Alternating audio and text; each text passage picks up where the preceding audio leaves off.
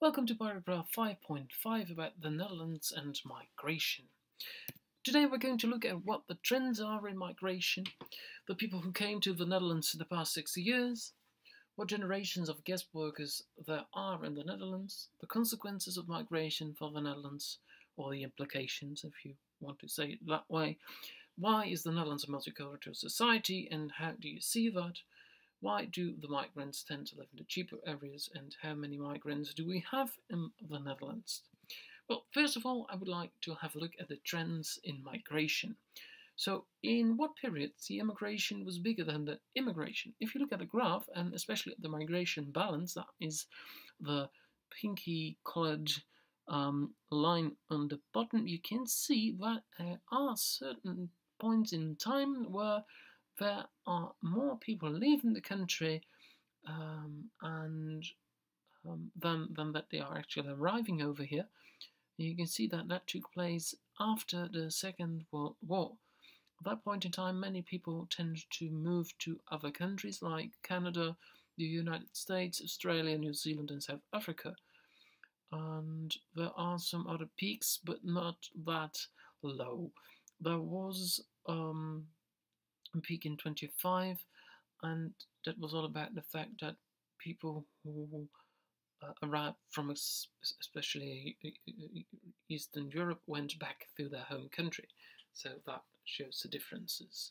So the migration balance is very important in this, and this could be something that you have to know for your test. So know that you are able to read these kind of graphs. And then, what kind of migrants came to the Netherlands the past 60 years? Well, of course, we do have people from the independence of our former colonies. We do have the guest workers from the Mediterranean in 1965. We do have, of course, refugee flows, immigration and immigration of immigrants, and later on in the 2000s, the start of the arrival of the Eastern European labour migrants. So that is important. And you can see that there's border migration with Germany and with Belgium. Of course, people tend to move across the border to work here or there. You can see that there's immigration of knowledge workers, which is of course important because our economy actually flows on knowledge workers. And you can see that there's a growth in immigration of international students. A short list in which you can see which people came here. As I told you before, the former colonies, the guest workers, the refugees, and the labour migrants from Eastern Europe, and of course the high-skilled migrants. And if you look at the picture, you can see that it was a common way of transport in the 1960s. When there was family reunification, a lot of people from Turkey and Morocco came with this kind of cars to the Netherlands, and of course lots of them stayed over here. And if you look, maybe you can look at your own family, you will notice the following, that there are different generations of people who are connected to the guest workers. Of course, the guest workers themselves were the first generation. They come here from their home country to work. Later on, their kids were born in the Netherlands, so they are the second generation. And their kids' kids were born in the Netherlands as well, so they are the third. And we are, of course, in the 21st century nowadays, so there will be a fourth generation as well. So that means that this group in the Netherlands keeps growing, and that could have implication for the Netherlands. And what are the implications of migration for the Netherlands? Well, of course, the Netherlands became a multicultural society. And labour migrants live near their job locations, mostly in the cities in the west of the Netherlands. Those labour migrants have jobs that we, as Dutchmen, don't want to do anymore. So they are welcome. They have to do the job because otherwise our country would stop growing, of course. But that means that the attitude against labour migrants changed a lot. First, they were very welcome, and nowadays you can see that lots of people do not want them over here. You may wonder if that is a good idea. Family reunification became more difficult because the Netherlands closed its borders for family of migrants. And of course, there's the ongoing discussion about the amount of migrants that we can take in. Is the Netherlands full or isn't it? But why are we that multicultural society? Well, of course, just walk across the street, you can see that there's an enormous amount of language spoken here. We do have an enormous amount of religions. The increasing amount of restaurants, music, and other typical different ways of living. So you can see that the influence of other countries, of other societies, of other multicultural things in the Netherlands is pretty big.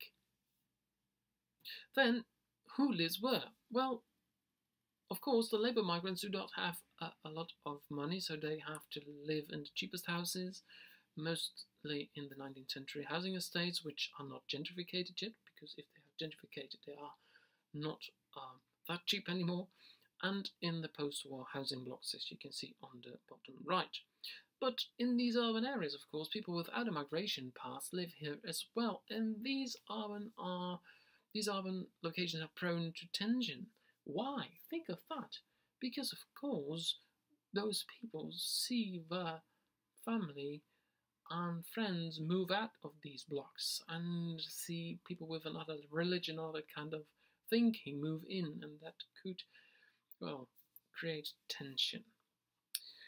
So what has been changed over the years? Well, at first guest workers were scouted. The government wanted them to come over here, and the family reunification was stimulated. But because of the increasing unemployment rate in the Netherlands, immigration became more difficult from the 1970s onward. Of course, the guest workers who had a job over here did not want to return to their home country, because if they lost their jobs over here and they wanted to come back to our country after they went back to their home country, of course they couldn't get that job anymore because there was a high unemployment rate, so they decided to stay over here. Later on, integration became more difficult. The Dutch society wanted people to integrate, because they wanted the migrants to learn Dutch, get knowledge of the society, so they are really a part of our society, so that's important. And of course, speaking the language of a country means that you are part of the society and not a part of another society anymore. And then the last one, who are here? The refugees and migrants in the Netherlands. This is a graph from your book which shows you that we do have a few people living here from abroad. You can see that the first and second generation migrants with a non-Western migration past, these are about 2.2 million of people in the Netherlands, and 1.7 million people are having a Western migration background, so they came from a Western country. Then the second graph shows you refugees, first and second generation in the Netherlands. You can see where they came from. Of course, all these countries are countries with a war past, and that is a reason why they moved over here, these people. Then on the top right, you can see migrants, first and second generations. You don't need to learn these out of your head, but it gives you an indication where the people came from. And you can see that there are a lot of different people and different migrants over here, which came from far or close. You can see they came from Suriname, or they came from Belgium, so they came from everywhere. Okay, that was paragraph 5.5, the last one from this chapter, and I hope that you got an idea of how the Netherlands became what it is nowadays.